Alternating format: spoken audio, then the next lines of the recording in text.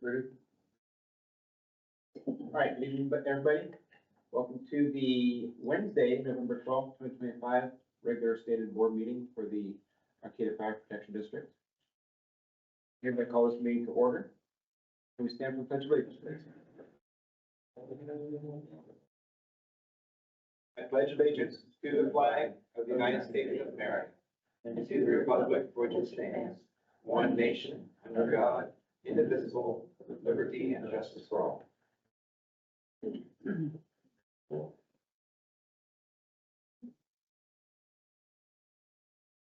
Clerk, please call roll. President Akana? Here. Director Mendoza? Here.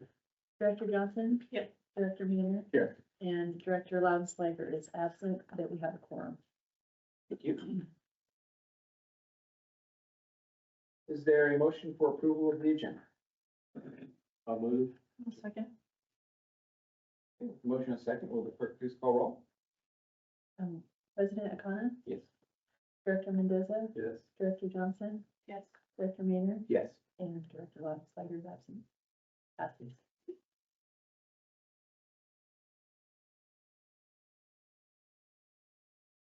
Moving on to the public comment and association reports. Any person may address the district board on any subject pertaining to district business, which is not listed on the agenda. This comment is provided by the Ralph M. Brown Open Meeting Act, Government Code Section 54-950 et sec, and may be limited to 3 minutes for any person addressing the board. Any request that requires board action may be set by the board for a future agenda or report to staff. Any member of the public that would like to make a comment at this time? How about local 4981? Good evening. In your packet, there's quick 2-item report. I'll talk about them briefly. Halloween, we had a lot of fun. The crew handed out candy down at the Plaza, Matter Station, Kennedale Station. We also had a crew drive through a couple of neighborhoods playing festive Halloween music. That's a good opportunity to just show face, but then also remind drivers on the road like, hey, this is a oddball night. Take it easy. So that was a lot of fun. And then Toys for Tots kicked off. So we have 44 locations now with advertisement and toy receiving and bins. That's not including our stations. So that's awesome. Jay Sean's done a really great job with this project. And the only event we have right now, there are more that are going to come, but the only one that has a tangible date to it is November 20th at the Arcata Community Center from 5 to 8 will be Taste of the Holidays. And we'll be down there. You gonna do one in front of Costco by any chance? In front of Costco, no. Okay. We usually keep it in district. Okay. Is there any suggestions on types of toys needed for people like me that's been a long time since our kids were that age? Any and all, I believe the range on the distribution days, the age range, is usually like young toddler to 12 or 13. So. They usually have trouble with the teenage age range. Everybody likes to buy the little kid toys. That's the ones that they usually look for is the teenage range for boys and girls. What are teenage ranges? Basketballs, footballs, Yeah. makeup. Some common things would be like makeup kits. We see that a lot for the teenage girls, and then basketballs, footballs, that sort of thing. Do not know when the toy distribution day is going to be yet, or the photo opportunity, but as soon as I know about it, I'll make sure everybody else knows about it. And the time for the community center is 5 p.m. to 8 p.m. 5 p.m. to 8 p.m. Yes, sir. That's it. Thank you very much. Thank you. And AVFA is not here, but they did include a report that was posted on the website, correct, with everything else? Yeah, I would be posted with it as well. Anything that we need to go over with that? All right, moving on to the consent calendar. Consent calendar items are considered routine and are acted upon by the board with a single action. Members of the audience wish to provide public input may request the board remove the item from the consent calendar. Comments may be limited to 3 minutes. I believe there were some corrections on item number 1. It was, what page was here?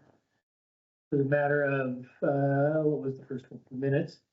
And I believe it had Director Loudenslager motioning and seconding. Correct. So we needed to clarify that. Has not been corrected yet because we need to go back and watch the video to be able to do that. So that will need a correction, to clarify who the motion and the second was from. And then the second one was, I think it was you, wasn't it? Yeah, but we figured that out. Did we figure it out? I think we did. I know we discussed it. Yeah. The second was whether I made the motion to adjourn or not. I don't remember whether I did. Sorry about that. I'm definitely not perfect. I don't expect anybody else to be. So can we approve everything with the knowledge of those will be, or at least the one thing will be corrected? For both, if they need, both need to be? Okay, with that information, is there somebody that would like to make a, pull anything or make a motion? I'll move that we approve the consent calendar with the direction to staff to research the Corrections. the recording from the meeting to find out and insert who seconded the motion. Mhm. Director Loudenslager. Second. With the motion and second, will the clerk please call roll? President O'Connor, Yes. Director Mendoza, Yes. Director Johnson. Yes. Director. Yes. Loudenslager absent, carries. Okay, moving on to district business. Get there.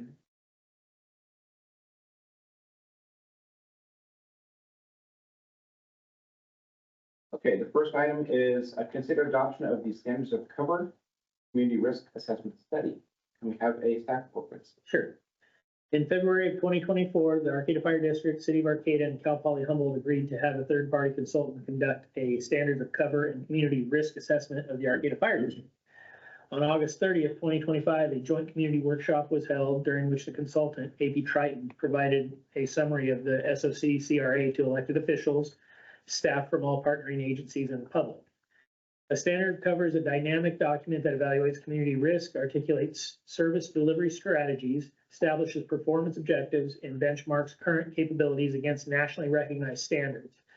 It systematically identifies and analyzes local hazards and community vulnerabilities to guide risk reduction strategies and resource allocation. It is the primary responsibility of policymakers based on community risk, citizen expectations, and the Arcata Fire District's capabilities to establish response times, targets, and the level of service.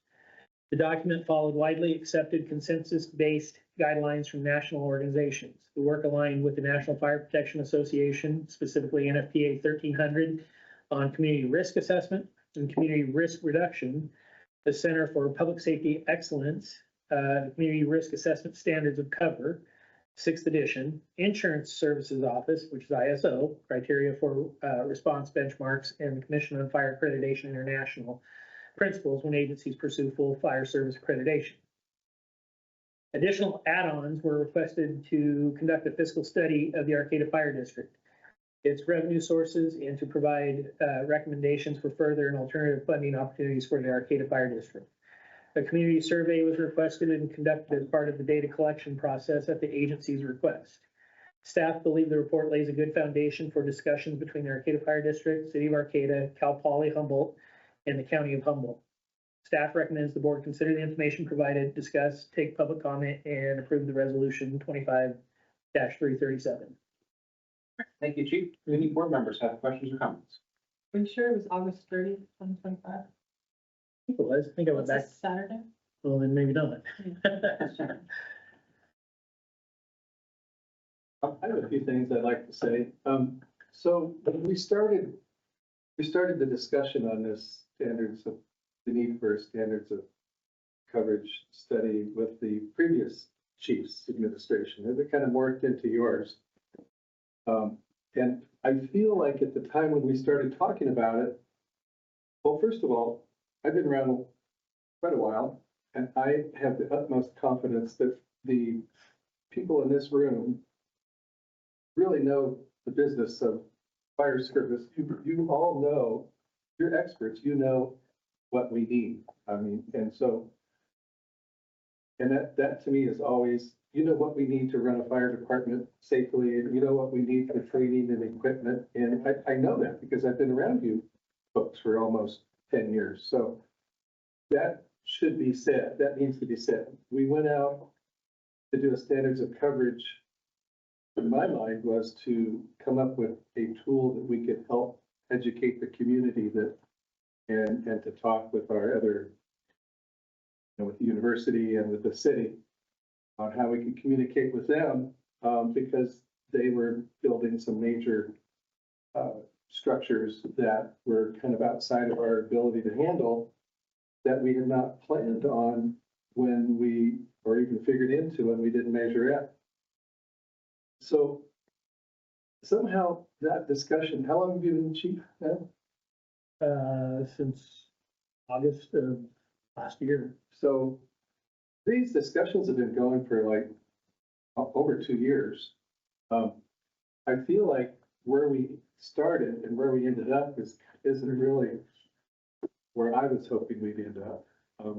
I was hoping we would get a tool that I could use to demonstrate to my constituents why we need 3 firefighters at each station. I mean, we all know that.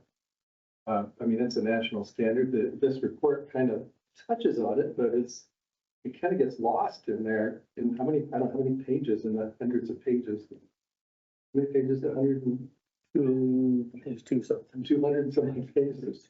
It's kind of lost in there. So my feeling is, I mean, we have it, it's a resource, but in my mind, it's not an important resource for what I feel like we need to do to just to get more funding so that we could do the job that we need to do and cover these tall dorm buildings and cover the gateway, you know, the higher story buildings that the gateway project that the city's doing. Yeah, so I don't, I mean, I was a bureaucrat for over 3 decades. I get it. I know how these things morph into when you get committees and task forces, and you start out somewhere and they, in a public process, they morph into something different. I totally get that. I appreciate the work that everybody's put in on this. I respect the work that everybody's put in on this, but for me, it just doesn't, I think we've been spending a lot of time on this, and I'm kind of ready to move on. Because I'd like us to, last meeting we talked about working, we have some, you know, people at the university that want to work with us now, and we have, the city manager's been reaching out. He's called me a couple of times, he really wants to work with us on coming up with something. So in my mind, that's where I'd like to go.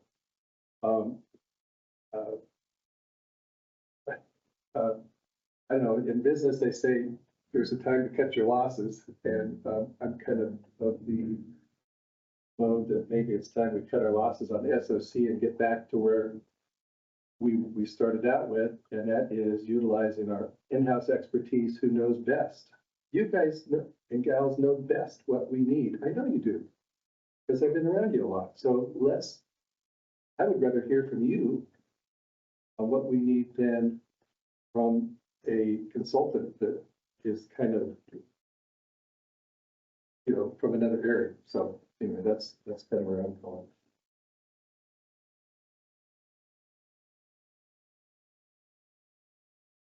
Any other board members? For me. So I have a couple questions. First is, what happens if we adopt the SOC? I think what it does is it shows that we're accepting the recommendations that were put forward by the consultant.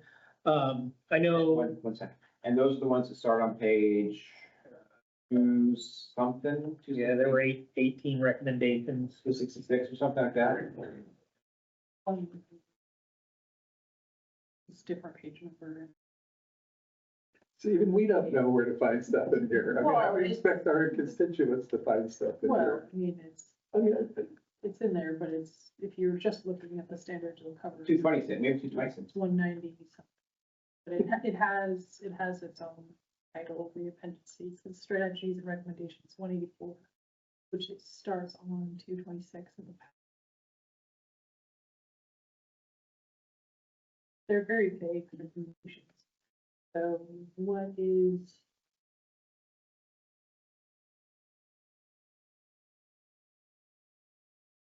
Does the onus of how we apply the recommendations just fall to us?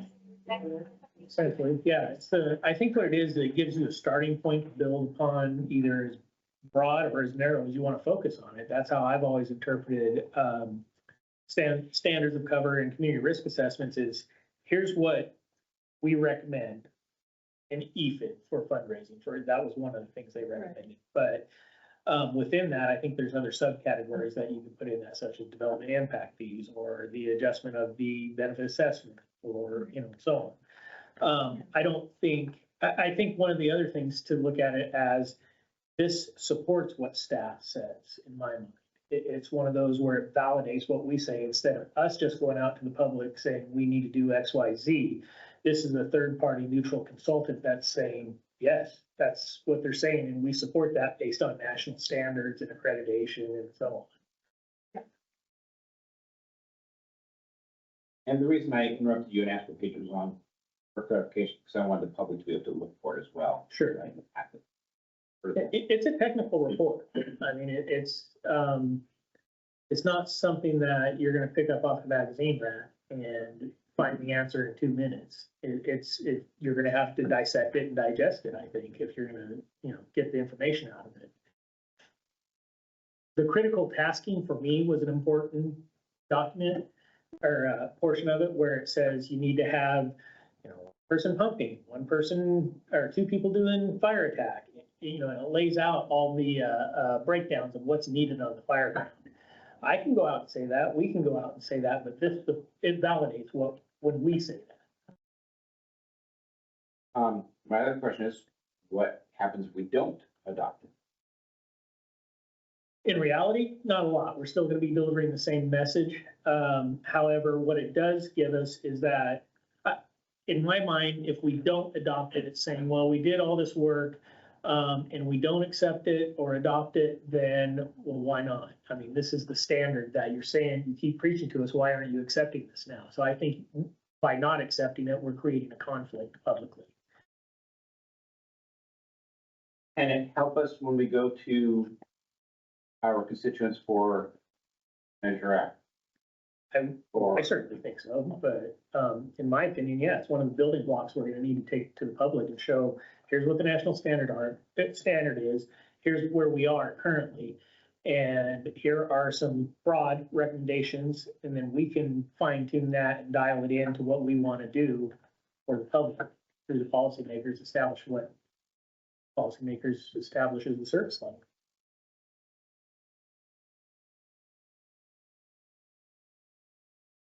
Any other board members have any follow-up?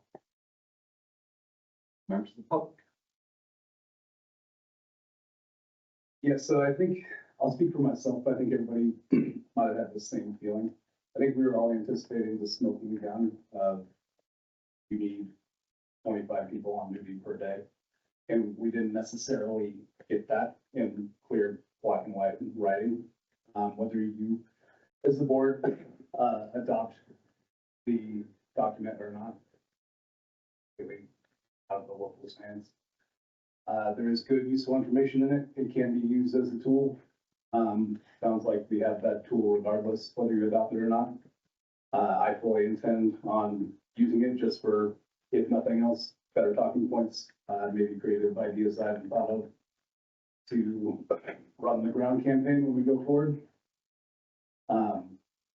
But yeah, I definitely, whether it's because it wasn't in the scope of work or they just were hesitant of putting a tangible number for some fear of liability. No idea, but I feel like we may all be on the same page of we were expecting that and didn't get it. Yeah, that's exactly where I am. Back to the board, any follow-up? Somebody wants to make a motion on the motion?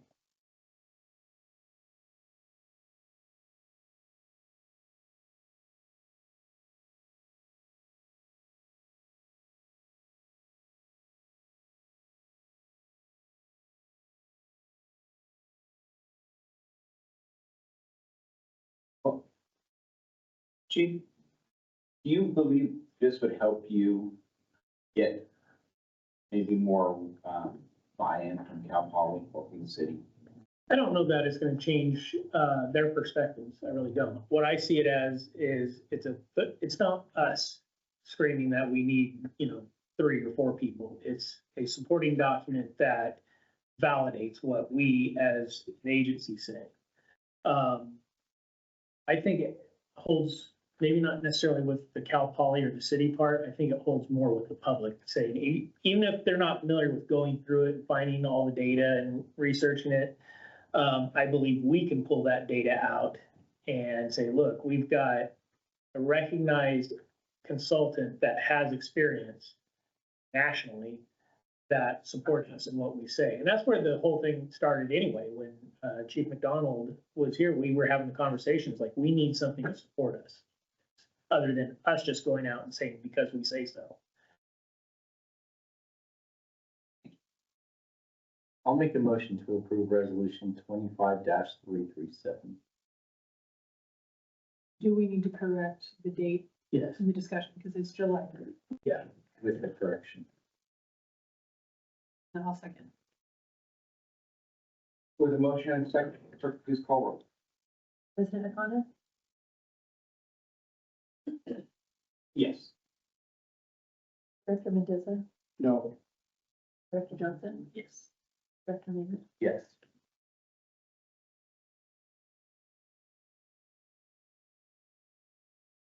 Motion carries.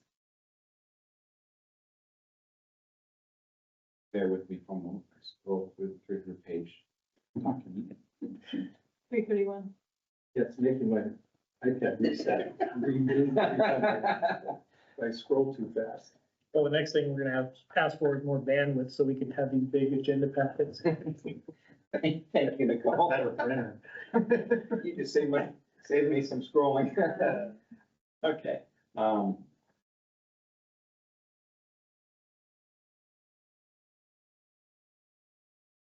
334. There we go, got it. Yeah. Moving on to district business item number 2. Consider the schedule to set the dates and time of the regular board meetings for the 2026 calendar year. But my machine keeps resetting because for some reason. We have the staff report, please. Sure. So the amended board policy manual effective November 12th. Well, we haven't done that part yet, did we? We didn't do that in December. We'll have to do that as part of it, right? I think that's item number 3. Yeah.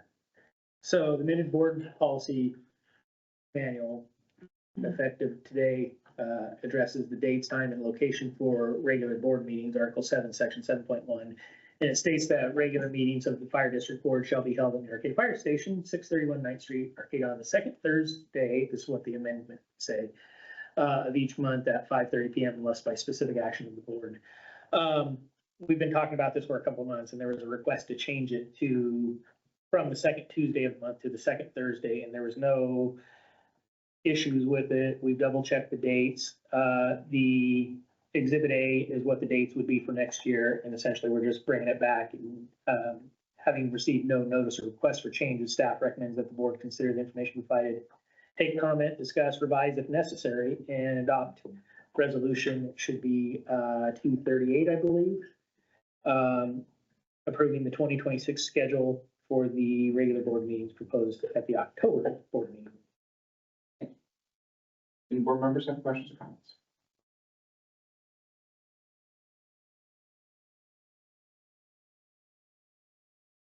Sorry, is the second Thursday ever?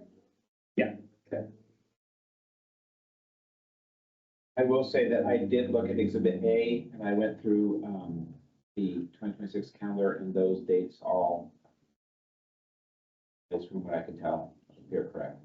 And I double checked and none of those were holidays either. Correct, I was looking for that as well.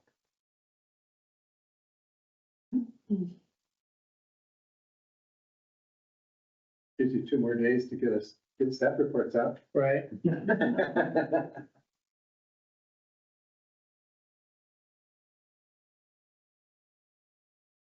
Let's have questions or comments.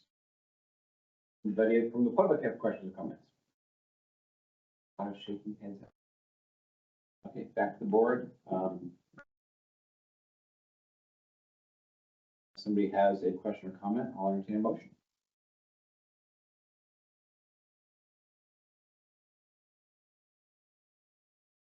Who needed this change? I'm sorry. I did. Yeah, that's right. I'll move to approve resolution 25-338. I'll second. With the motion and a second, will the clerk please call roll? President Coniff, Yes. Director Mendoza, Yes. Director Johnson. Yes. The only reason I'm hesitating is because on page 331, it says recommendation 25/XXX. Yeah, that was missed. It should be 338. Yeah. Okay. I figured it would fill in, but yes. Exclamation. Okay. Yes.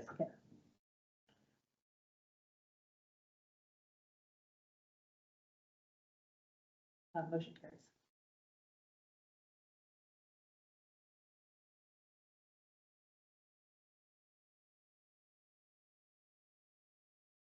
Moving on to district business item number 3, the update to board policy and procedure manual. Can I have the staff report, please? Sure. To summarize, we have to update the policy manual to match what we just did as far as the calendar. So it's tracking the track changes for the policy manual, and it basically the language changes the meeting day language from the second Tuesday of each month to the second Thursday of each month. The staff recommends the board approve this single change so that we're compliant in policy. Thank you very much. Any questions or comments from the board?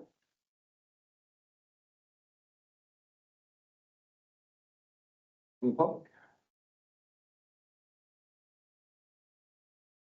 Unless the board member has questions or comments at this time, I'll entertain a motion.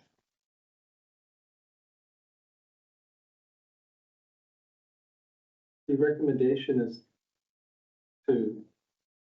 we're gonna bring it back to the consent calendar. We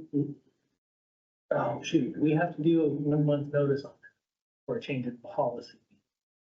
Do we? Trying to remember if we did or not.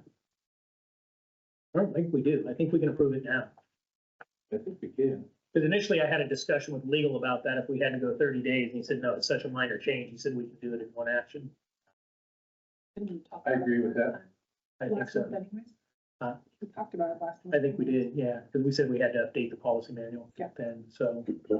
I'll make a motion to approve the change to the board policy and procedures manual as requested by staff. I'll second. A motion and a second, will the clerk please call roll? President Coniff, Yes. Director Mendoza, Yes. Director Johnson, Director Mayor, Yes. and Director Mayor, absent, motion carries. No. Director Painter's here. Oh, sorry, Lon Slayer, There. thank you.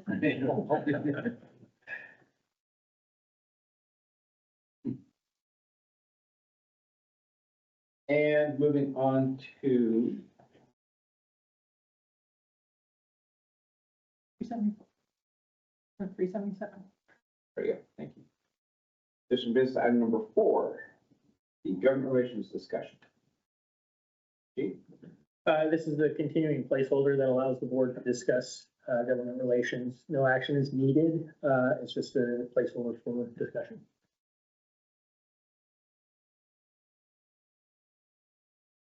Does any board member have questions or comments? Well, we did talk at the last meeting about the 2 administrators at Cal Poly Humboldt that wanted to reach out to us, and also the city manager has been reaching out, so I'd like to encourage that we keep those discussions fresh, and ongoing. I mean, I was gonna say before the chief's report, but, Ross and I met with the two administrators from Cal Poly last week and chatted with them about opportunities and, various things we could do together, things like that. So we did meet with them and have discussions. We went today, or you went today for the department head I meeting. visited with the city manager today.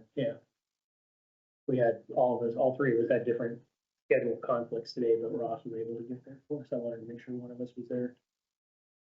He really wants to, participate in this. I don't know that, I mean, he has his way of looking at it, but, I think that, I really appreciate his interest. I mean, he and the assistant city manager, we had a call me and we talked it over recently. He really wants to get things moving, so I want to do everything on our end to be receptive to that. I don't know what the date was, but I forwarded, I think to you, Marcus. December 3rd. Third, yeah, so there's a collaboration meeting amongst all three agencies and forwarded to Marcus to make sure he was included on that. It's nice to hear that you guys are, meeting with CPH. Mhm. Yeah. Well, I believe that they are sincere and I greatly appreciate it and I want to keep that alive. Yeah, they seem very receptive to discussion. Yeah. Action might be a different thing, but discussion is going well. Well, I think as we start talking about trying to find some more funding, I mean, to updating our benefit assessment and also, Measure F to work to more, to the current needs and costs of things. I really expect that they will be helpful there because they have resources, public outreach resources. They even have lobbyists. I'd love for them to start talking to a lobbyist, their Sacramento lobbyist about how, because this is unprecedented that the California State University system brought in a $500 million building project to a little community like this. And I would love to see some lobbying with the legislature to get some relief to where we can manage those resources. Again, it doesn't have to necessarily go to our department. What about getting a Cal Fire station at home, in closer to Arcata to help us protect all of these very expensive state resources, things like that. I'm hoping that we can continue those discussions. One of the, I mean, it's in its infancy, but one of the topics that we brought up was utilizing their marketing class, communication classes to aid us with, when we have to go to the public for things. And they were very interested in that. Additionally, they've got the wildfire program up there and I forget the professor's name, but we had a discussion about how can we utilize those folks to help us with our messaging, our science and supporting of everything that we need. So, yeah, it's, this is what the town gown, should look like, I think. I think we're getting back to where it was before, and I really appreciate that. Has there been any discussion of bringing back the impact fee or whatever we were calling it for? Development impact fee. Well, the Service fee. the service fee or the. So I brought it up. No, it was brought up and it was discussed and we know they have to answer to their folks too. And they didn't seem to feel very promising on that service contract again, but they did say that there's non-monetary things that they can do with us, such as the marketing, communications. Doesn't mean I'm gonna quit asking. Yeah. So, And they don't take it personally if we have to build them, correct? no, in fact, they've been really good about, anytime we've done anything with them recently, like we were joking about it, they'll say, hey, can you do X, Y, Z for us? And then the next question is, are you paying for it? And they do. They're like, yes, we can pay for it. So it's just bureaucracy Yeah. part of the. So they've been very open to that. The most recent discussion was the fall commencement. They said they would like us there, and I said, okay, well, tell us what you want, and then I'll generate an invoice or a quote for that prior to us going up there. Good. Great, that's awesome. I'm guessing that they're getting told, what they can and can't do from Sacramento, Long Beach. Long Beach. Yeah, they've been, Chancellor's office. it's definitely coming from above the local level.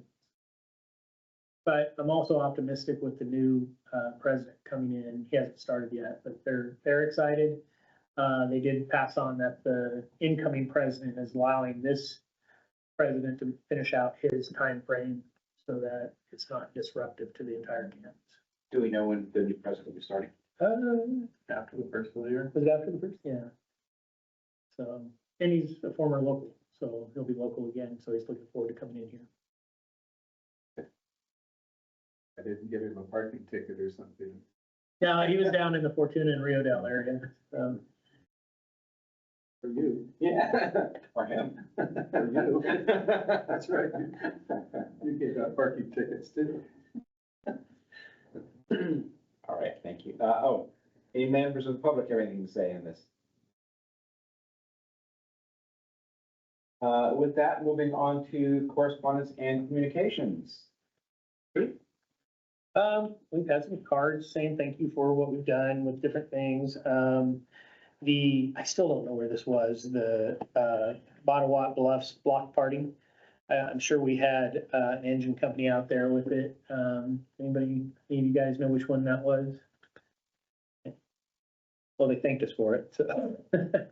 We do a lot of public outreach and go do standbys. We did one, I think it was this month in Tractor Supply, Chief Peabody and an engine company was out there. And then I think they even presented us with some, with a donation, didn't they? Yes, Mad River House, Captain Evanson came out and they presented us with $500 donation. To the program. So we're pretty fortunate. The community does support us in ways they, any way they can, which is good. So. But yeah, we've had a few of those, and then that's probably just a sampling of some of the cards we get. Sometimes we get a stack of cards that we just don't want to put another 200 pages in. That was nice. And moving on to committee reports, we have the APFA Local 4981 and Arcata Fire Protection District Relations Ad Hoc Committee. Director May. Nothing to report. The 2025-26 Budget Committee, Director Johnson. We have a meeting coming up, so probably something to report in the next meeting, but nothing right now. Good, thank you. The Chiefs Evaluation Committee, myself and Director Landsberger. We have nothing to report. We've signed everything and we're done with it for this year. So we will have one new person on next year. Moving on to the Chiefs monthly report. Okay, so for executive and intergovernmental events, I participated in the College of the Redwoods Fire Advisory Meeting. Happy to report that we received email this week that College of the Redwoods is now accredited, which is huge for us. They received their accreditation, so that's going to help us out with our folks that need to get their firefighter ones certificates, because otherwise we would be sending them out of the area to get that. So that's huge. How long does that take? How long does that take? The accreditation? No, to get the firefighter one. It's dynamic. I mean, for us, it's faster than, say, a volunteer firefighter, because our folks are doing it daily when they come in and work and getting their skills checked off and so on. And then the testing process is Roughly a week long. week-long testing process. Yeah. So I do want to mention that former Humboldt Bay Fire Chief Robertson is now out there running the academy, and he did between him and so many of the county-wide chiefs and agencies supporting the program and state fire training, they put that through. And it's a big deal for us. It's for this area. So now that we can bring classes in, I had a conversation with someone that used to be in this area, and he said, Many of you remember, Chief Triguero when he was here. He's the one that started this many, many, many years ago, and it never cut through. And he finally, Chief Robertson was able to get it over the finish line. So that's how long we've been trying to get this here. Attended the regular AFPD, AVFA collaboration meeting. We discussed participation with Firewise communities. I think John Evenson is a part of that. And you guys have been working in the various community areas, right? Yeah, Jacoby Creek, we've started now. We used to have an area up in Upper Jacoby Creek. But we're starting one, kind of the midsection of Jacoby Creek and then Warren Creek, and anything off of that right now is. Pickle Hill will be the next one after that. All of it. I attended a luncheon with our Restoration First Responder Network. They're the ones that provide mental health and critical incident stress debriefings for us.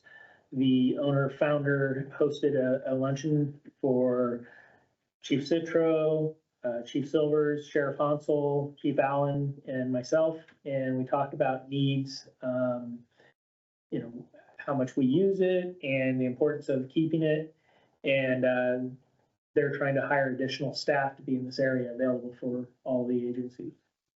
Again, I mentioned that we participate in the City of Arcata Department Directors meetings throughout the month. Pierce Manufacturing, so the engine build is finalized, not the build itself, but the CAD and all the changes, what we were gonna do for change order. So they've slotted us in for April with the delivery in summer, right? May. Okay. So we're actually, it sounds like we're a little bit ahead of schedule on that, which was good because we kind of snuck in there. Community advisor, Chief Peabody will report on that, but we had a meeting with our community advisor about our financial plan. County Fire Chiefs Association Fire Service Planning meeting. I serve as the Northern Humboldt Regional representative, and basically we set goals for the upcoming year for the entire county fire service. I did meet with our our IT services, and have a discussion with them about if there's any way they can help us with outreach and marketing, and he's developing strategies for us to help with that. He actually had a marketing specialist come on and have a chat with me on that, so. Good. And the collaborative meetings. We participated in the earthquake and tsunami tabletop exercise with County OES and City of Arcata and other allied agencies. One of the things we took back from that is there's a lot of new people and a lot of new positions countywide and specifically in the city. So there was discussion about getting additional training because back when many of us started, a lot of folks are gone. So we needed to get, some training and get some people trained up on that. So I think there's more to come on that. Is that a yearly thing? Ideally, but I don't think they've done it in a couple of years. It was obvious to us that they were struggling with some of the, other than having the plan. They have a plan, but people just aren't trained on the implementation of the plan. We did our fire chief interview panel. The three of us did an interview panel, and the captains and engineers, we had an engineer recruitment process, and we have one position, but two people moving forward in the process right now. And the reason there's two is because typically we lose someone during the process. Not uncommon, but they're definitely ranked. So one will be selected over the other one if they both make it through. We had a critical incident stress debriefing by our Restoration First Responder Services for a fatal fire we had at the end of the month. And big thanks to Mad River Hospital on short notice allowing us to use the Minkler room for the facility, their facility. And then participated in the California Incident Command Certification System peer review for Northern Region qualifications. So we have more strike team and task force leaders and overhead positions now, which is good. That's given us some depth so that we can utilize folks during large scale events. And it's not the same three people that are having to go out all the time. It's an overhead position. Is that the people on the airplane? No, it could be many different positions. It could be a logistics section chief, it could be a division group supervisor, it might be a damage assessment group leader. There's literally, over 100 different positions it could be, but, Chief Peabody, he's a strike team leader, task force leader, so now we have like 3 or 4 of them countywide, right? This board countywide, we also are looking into, single resources. Finance chief is available to us, and then we're also getting somebody that's qualified as a heavy equipment boss and single source resource for that as well. Yeah, these are things, otherwise we would have to go to other counties and regions to pull people in if we need. I'll let Chief Peabody, give a summary of his, activities as far as the planning section. Yes, so we, planning wise, we have a possibility of a captain that's gonna retire in the next, calendar year, if not the next budget cycle. So we will be working with, the union as far as setting up a captain promotional and looking for that. We do have the, budget committee that will be meeting and coming up with a plan, future, 5-year financial plan next week. And yeah, we'll just start working on the mid-year budget and things forward with that. So is it next week with the financial plan or the week after? Next week, Next week. 19th. Okay. And then, grants, still haven't heard anything from Safer. Simpson was unsuccessful. Coast Central grant was unsuccessful. Berg Foundation, we applied for cost sharing for a multi-use utility vehicle and still waiting to hear from them. Berg Foundation, security upgrades, still waiting to hear from them. And California Fire Foundation, we received a grant award for a drone and training, which we talked about, I believe, last month, but I think it's the process moving forward now, right? Yes, so we have, the drone is sitting in my office, in the box, nobody touch it. And we are putting together the policies and the procedures for that, for the training and implementation of use. Is that a hanger? That's not a box, shouldn't it be a hanger? There is a hangar in my office. Yeah. It's Who is the manufacturer? Marcus? DJI. It is DJ. That's the same one that SO uses, right? We have a slightly newer platform, but same manufacturer. So we had, just anecdotally, we had 2 lost kids that we went out and assisted with finding in the community forest, and the sheriff's office used theirs. I was amazed. I mean, I'm used to the little toy drones, but they put theirs up and it had infrared on it and everything. And watching that, it's like, what is that? Oh, that's a deer. What is that? That's a bear. What is that? That's 2 transients. Like, well, the 2 transients better get out between the bear and the deer. But you could tell exactly what it was. So it was pretty impressive watching them work with. It'll have quite a bit of value for us. And just a couple questions on these, for you guys. So you guys, bought a new truck, it looks like? Yeah, we have the, Station utility for Mad River House. Yeah, okay. And then, the compressor is going into the same room and everything, that's going along swimmingly, getting Yeah, it done? so Captain Allen is one of the officers in charge of that program, and yes, so we met with the manufacturer and herself and Stefan, and we looked in that and finalized the spec. That was another grant opportunity that came along, so, but we're also gonna increase our capability with the VA room and being able to do the testing a little more simply now than what we'd had in the past. The compressor we currently have is 25 years old. VHS, we have our Chief White on a VHS tape with the, with that, so 35 years old. So it is absolutely time for an upgrade, and yeah, so it's gonna be a nice system once it gets installed. And I think it was, I believe we saw a date of December. It's supposed to get delivered into the Bay Area, so I'm anticipating delivery after the first of the year.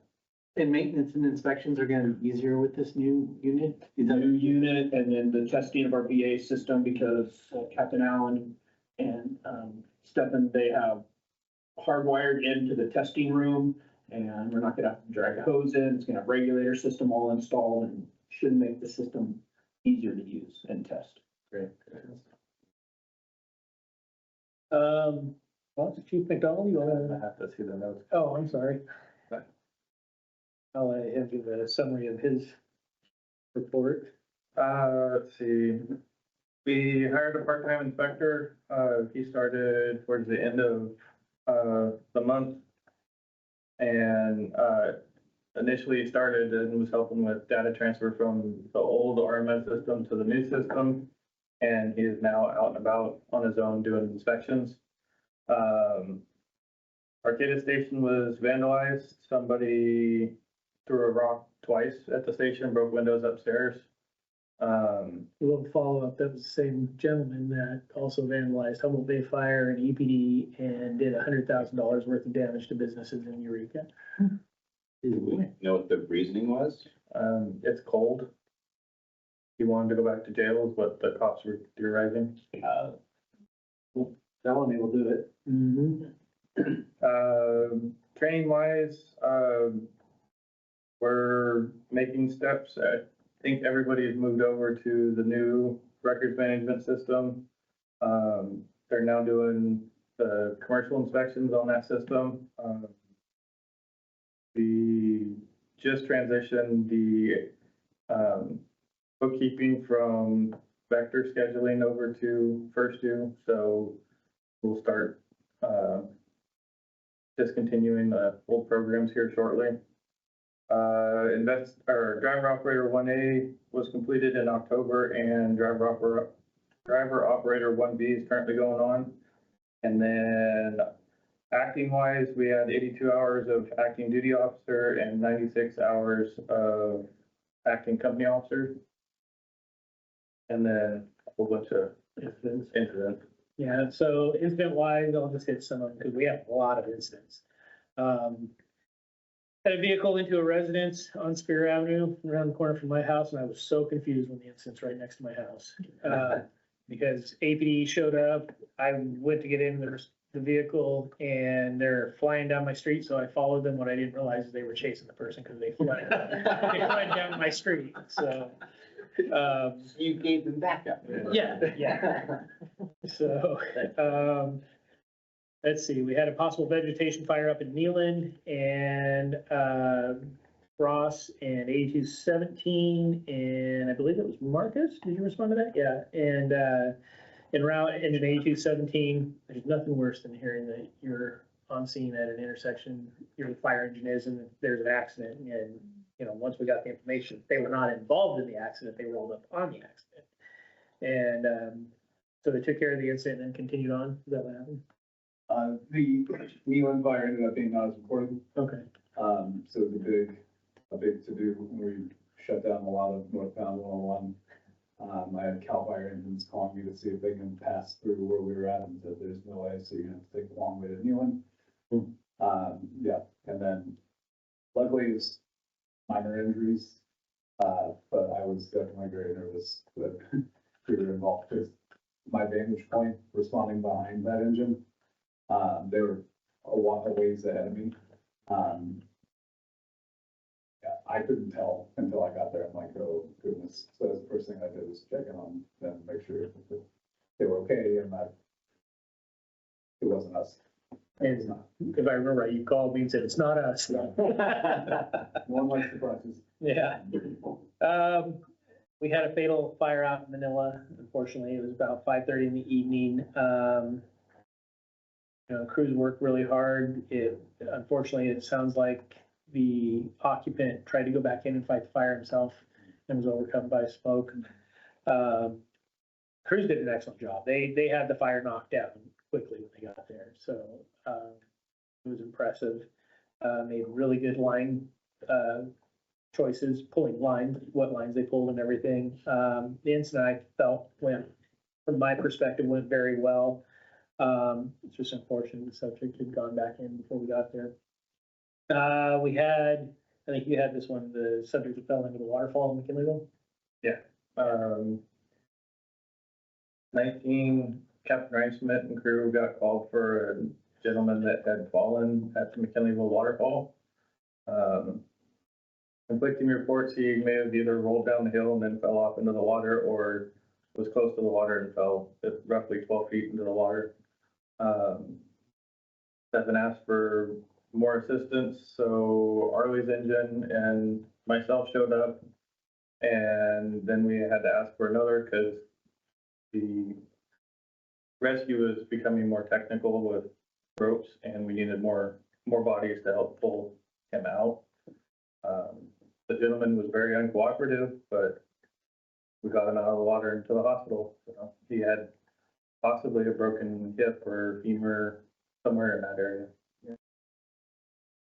A few other small fires throughout the month. I believe Arlie, during the storm, you had a tree into an apartment building. Is that yours? I think?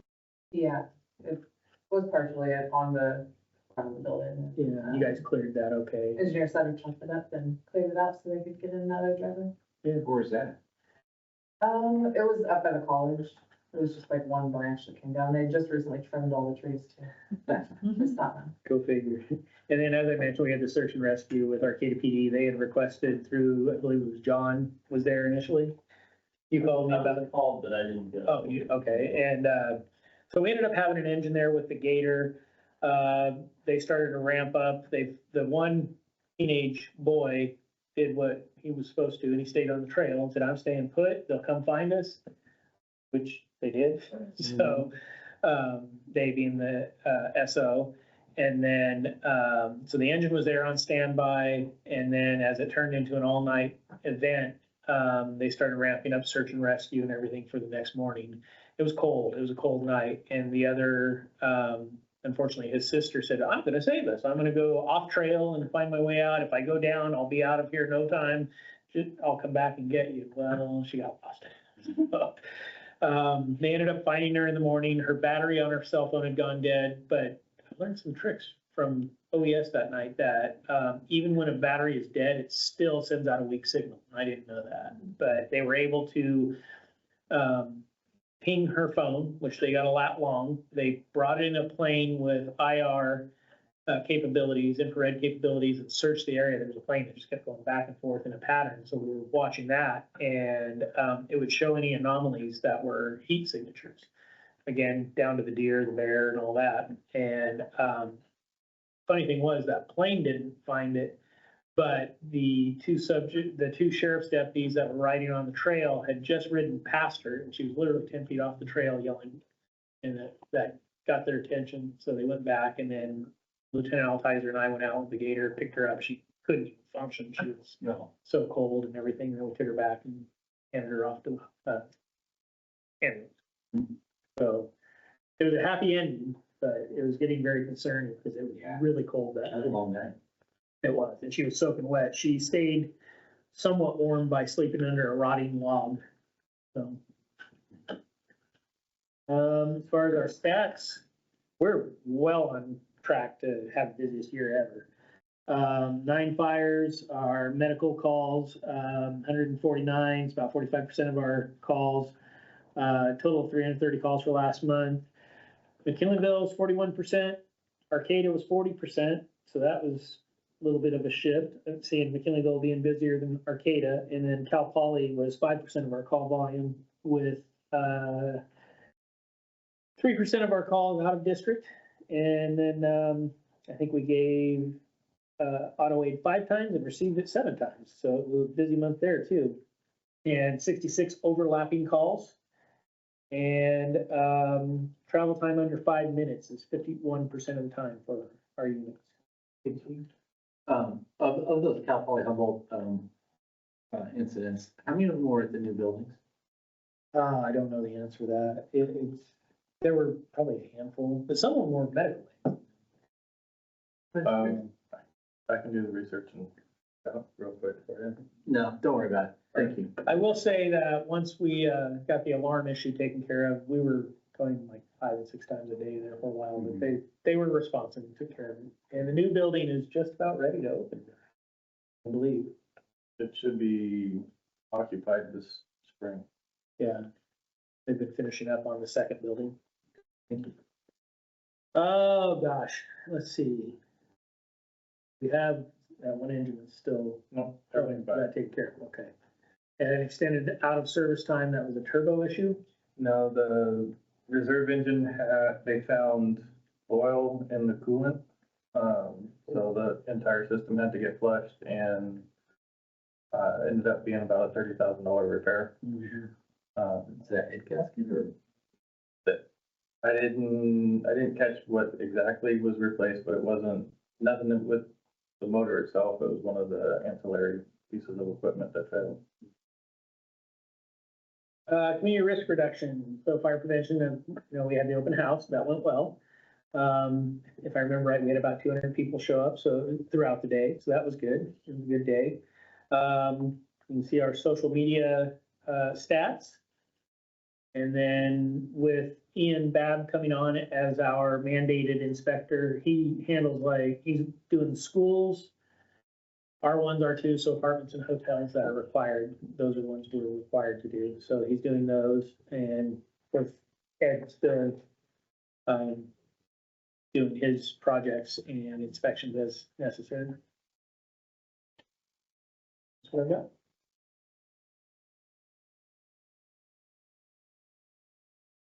And moving on to director matters, we'll start at the far end with Director Manner. I'm good. The ABFA holiday party on Friday. Yeah, that's Friday, 6 o'clock? 6 o'clock at the Masons Building. Yeah, I will not be able to attend that. I send my regrets. We have a family conflict that day. And I have. So, actually, I do. Before I ask if anybody has a motion to adjourn, I will remind everybody that our next regular meeting is December 9th. It'll be back on the normal day, Tuesday, right back here, 6:30 on 9th Street. Ada, 5:30 p.m. The board member has a motion to adjourn. We adjourn. Second. Or adjourn.